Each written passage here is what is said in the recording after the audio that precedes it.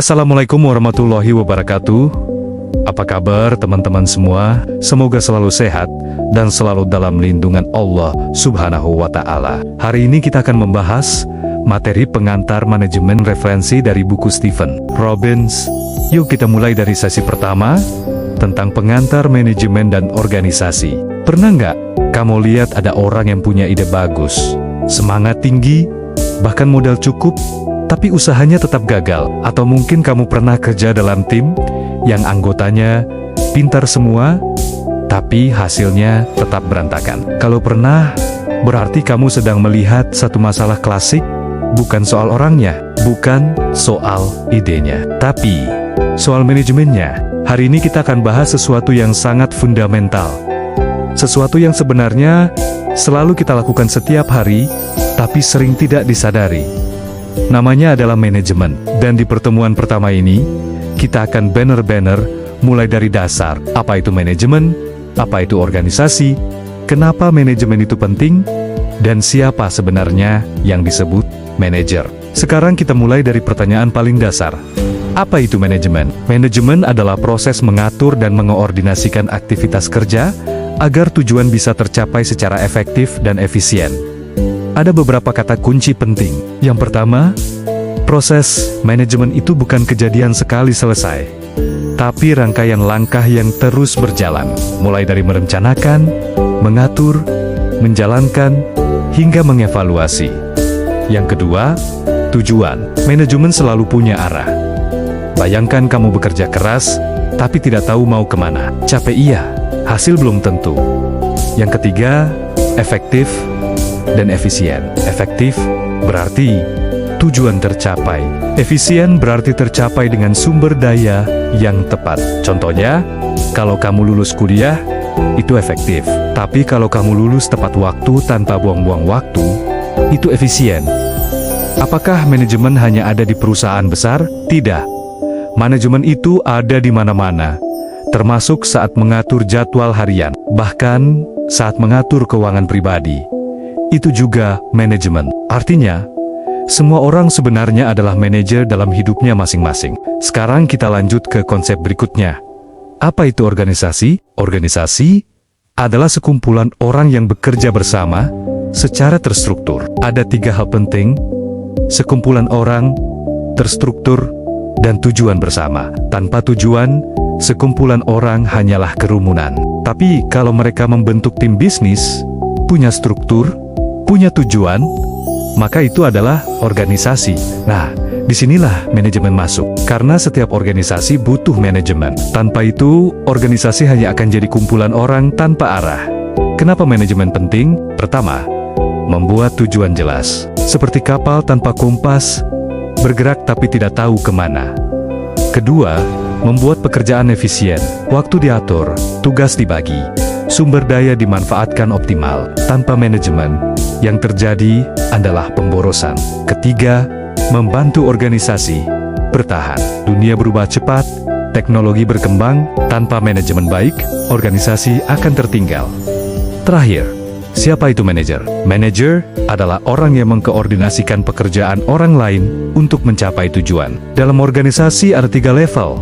Top manager seperti CEO, middle manager sebagai jembatan, dan first line manager yang mengawasi pekerja. Seorang manajer butuh 3 skill utama: technical skill, human skill, dan conceptual skill. Manajemen adalah alat untuk membuat hidup terarah dan meningkatkan peluang sukses. Ini baru permulaan. Sampai jumpa di bagian kedua. Pengantar manajemen bagian kedua, sejarah dan perkembangan teori manajemen. Pernah nggak kamu berpikir, kenapa cara kerja di perusahaan sekarang itu seperti ini? Ada jam kerja, atau atasan, atau target, atau evaluasi. Apakah semua itu muncul begitu saja? Atau sebenarnya ada sejarah panjang di baliknya? Kalau kita mundur ke masa lalu, di zaman sebelum ada ilmu manajemen modern, orang bekerja tanpa sistem yang jelas. Tidak ada standar kerja, tidak ada pembagian tugas yang rapi, tidak ada efisiensi. Akibatnya, banyak pekerjaan jadi lambat, tidak efektif, dan penuh pemborosan. Dari sinilah muncul satu pertanyaan penting. Bagaimana cara membuat pekerjaan menjadi lebih teratur, cepat, dan efisien.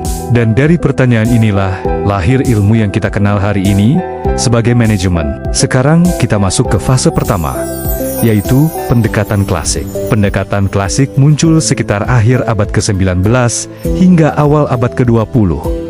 Fokus utamanya hanya satu, efisiensi kerja. Tokoh yang sangat terkenal di sini adalah Frederick Winslow Taylor. Dia dikenal sebagai bapak manajemen ilmiah. Taylor mengamati pekerja, mengukur gerakan mereka, menghitung waktu kerja, lalu mencari cara paling efisien untuk melakukan suatu pekerjaan. Taylor mencoba mencari cara tercepat, cara paling hemat tenaga, cara paling efektif. Hasilnya, produktivitas meningkat drastis.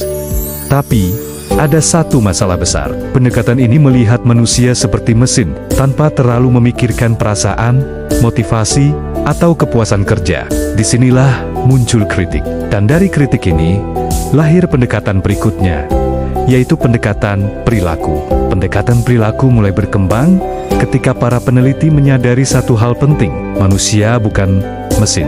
Salah satu penelitian paling terkenal adalah Hawthorne Studies. Peneliti ingin melihat hubungan antara kondisi kerja dan produktivitas. Misalnya, kalau lampu lebih terang, apakah pekerja lebih produktif?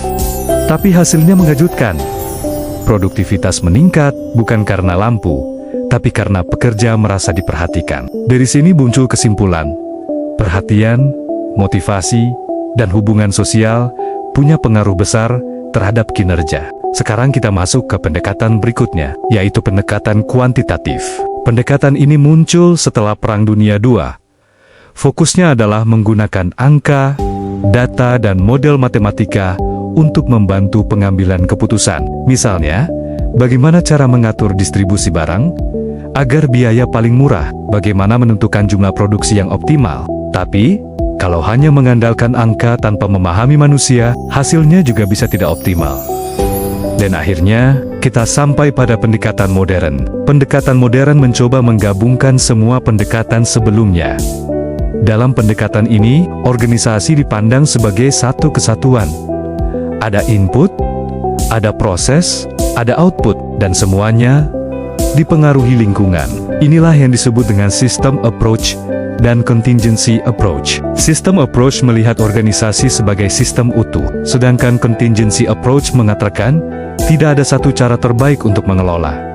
Semua tergantung situasi. Dunia terus berubah. Teknologi berkembang.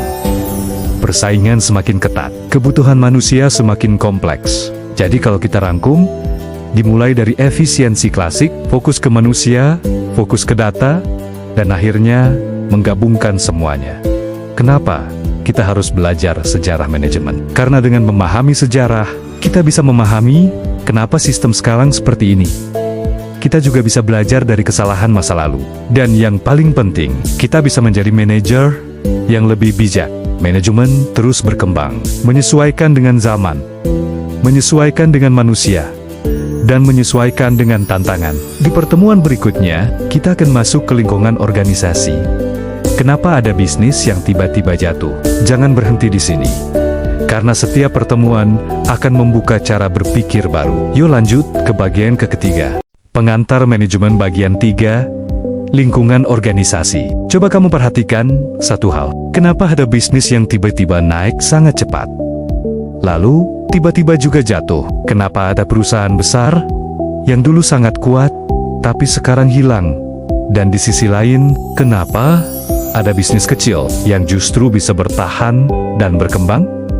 Apa yang sebenarnya terjadi? Apakah semua itu hanya soal strategi, atau ada faktor lain yang lebih besar? Jawabannya ada pada satu hal penting. Lingkungan organisasi.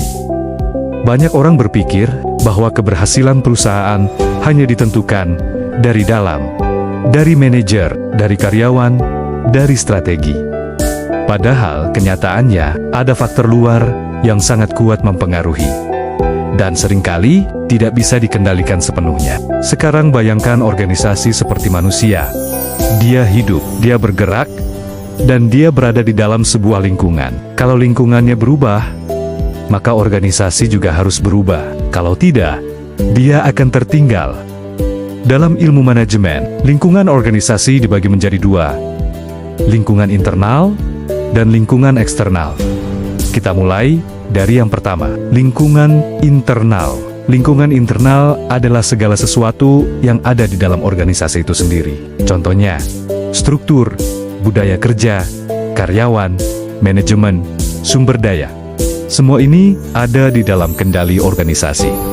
Misalnya, kalau perusahaan punya budaya kerja yang buruk, komunikasi tidak jelas, atau tim tidak solid, maka performa pasti akan turun. Sebaliknya, kalau lingkungan internal kuat, tim solid, budaya kerja positif, maka organisasi akan lebih siap menghadapi tantangan luar. Sekarang kita masuk ke bagian yang lebih liar, yaitu lingkungan eksternal. Lingkungan eksternal adalah semua faktor di luar organisasi yang mempengaruhi kinerja, tapi tidak bisa dikontrol sepenuhnya. Dan ini yang sering jadi game changer. Lingkungan eksternal dibagi lagi menjadi dua. Lingkungan eksternal umum dan lingkungan eksternal khusus. Kita bahas dulu yang umum. Lingkungan eksternal umum mencakup faktor-faktor besar yang mempengaruhi hampir semua organisasi. Contohnya, kondisi ekonomi, perkembangan teknologi, perubahan sosial, kondisi politik dan hukum, dan budaya masyarakat. Misalnya, ketika ekonomi turun, daya beli masyarakat menurun, penjualan ikut turun. Atau, ketika teknologi berkembang, bisnis yang tidak beradaptasi akan tertinggal. Banyak bisnis lama yang gagal beradaptasi dengan digitalisasi, akhirnya kalah dengan yang lebih modern. Sekarang kita masuk ke lingkungan eksternal khusus. Ini lebih spesifik, lebih dekat dengan aktivitas sehari-hari organisasi. Contohnya, pelanggan, pesaing, supplier, dan regulator. Ini adalah pihak yang langsung berinteraksi dengan organisasi. Misalnya, kalau pelanggan berubah selera, produk harus ikut berubah. Kalau pesaing lebih inovatif, kita harus lebih cepat. Kalau supplier bermasalah, produksi bisa terganggu. Semua ini tidak bisa diabaikan. Kenapa lingkungan ini sangat krusial bagi manajer? Karena manajer harus mampu membaca situasi. Manajer bukan hanya mengatur orang, tapi juga harus peka terhadap perubahan. Harus bisa melihat peluang, dan juga harus siap menghadapi ancaman dalam dunia nyata. Lingkungan organisasi itu tidak selalu stabil. Kadang, lingkungannya stabil, perubahan kecil, bisa diprediksi. Tapi kadang juga, lingkungannya sangat dinamis. Perubahan cepat, tidak terduga, dan penuh ketidakpastian. Disinilah muncul dua istilah penting, lingkungan stabil dan lingkungan dinamis. Lingkungan stabil relatif mudah dikelola, karena perubahan tidak terlalu cepat. Sedangkan lingkungan dinamis, butuh kecepatan berpikir, butuh fleksibilitas, dan butuh kemampuan adaptasi yang tinggi. Selain itu, ada juga konsep lain yang penting, ketidakpastian lingkungan. Semakin tidak pasti lingkungan, semakin sulit bagi manajer untuk mengambil keputusan, karena informasi terbatas, risiko tinggi, dan perubahan bisa terjadi kapan saja. Contoh nyata, lihat saja saat terjadi krisis global.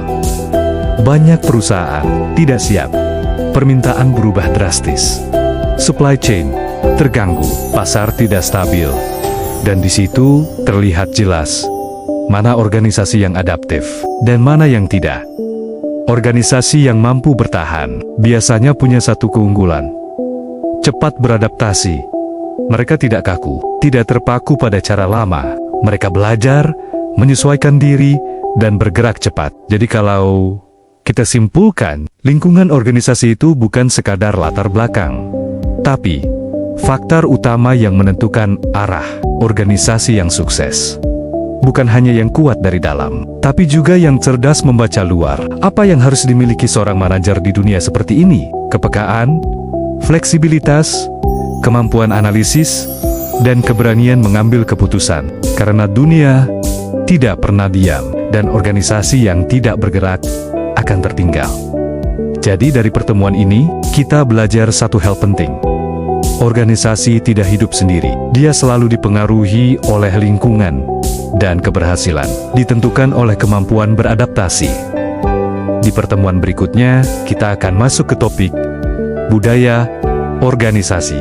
Kenapa ada tempat kerja yang nyaman dan ada yang toksik? Kenapa ada tim yang solid dan ada yang penuh konflik. Yuk lanjut ke bagian keempat. Pengantar manajemen bagian 4. Budaya organisasi. Bermangat kamu merasakan masuk ke satu tempat kerja dan langsung merasa, wah, enak banget di sini. Atau sebaliknya, baru beberapa hari sudah terasa, kayaknya tempat ini nggak cocok buat gue. Padahal pekerjaannya mungkin sama, gajinya bisa jadi mirip, jabatannya juga tidak jauh berbeda. Tapi kenapa rasanya bisa sangat berbeda? Jawabannya ada pada satu hal penting.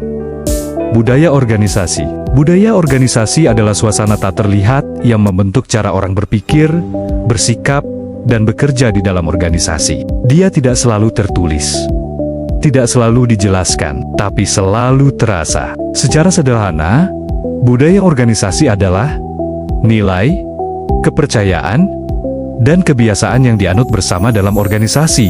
Ini yang menentukan bagaimana orang berkomunikasi, bagaimana keputusan dibuat, bagaimana konflik diselesaikan, dan bagaimana orang bekerja setiap hari. Bayangkan dua perusahaan. Perusahaan pertama, orangnya terbuka, diskusi bebas, ide dihargai, atasan bisa diajak ngobrol santai.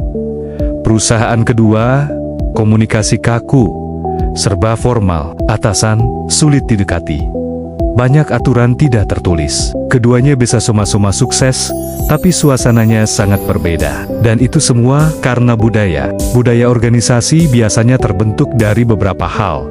Pendiri organisasi, nilai yang ditanamkan sejak awal, cara pemimpin mengambil keputusan, pengalaman organisasi di masa lalu. Misalnya, kalau sejak awal organisasi menekankan disiplin tinggi, maka budaya yang terbentuk cenderung kaku dan terstruktur. Sebaliknya, kalau organisasi dibangun dengan semangat kreativitas, maka budaya yang muncul lebih fleksibel dan inovatif.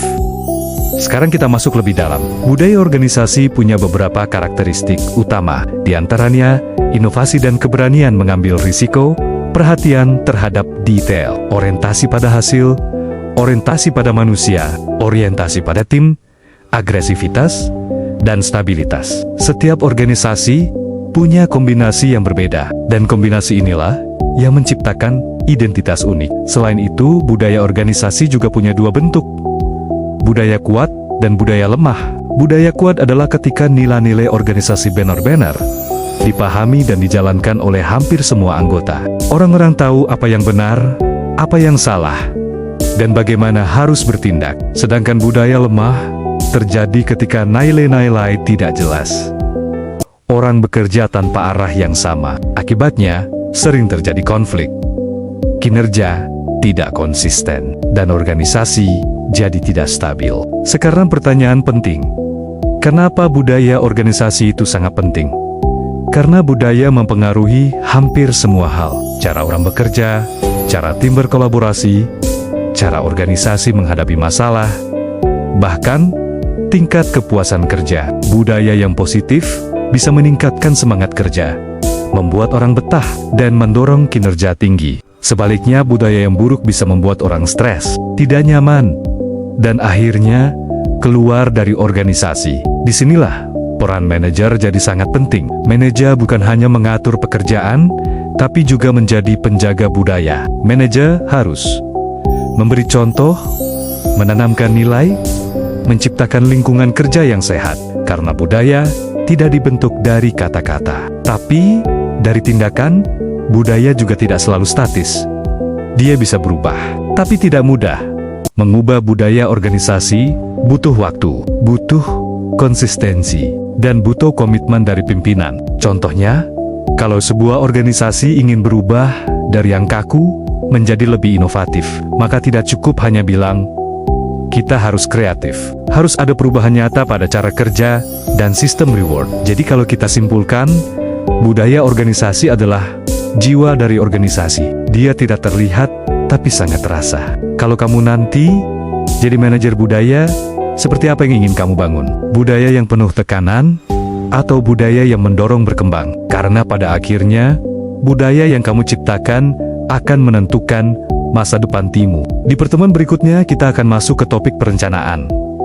Bagaimana organisasi menentukan arah? Yuk, lanjut ke bagian kelima.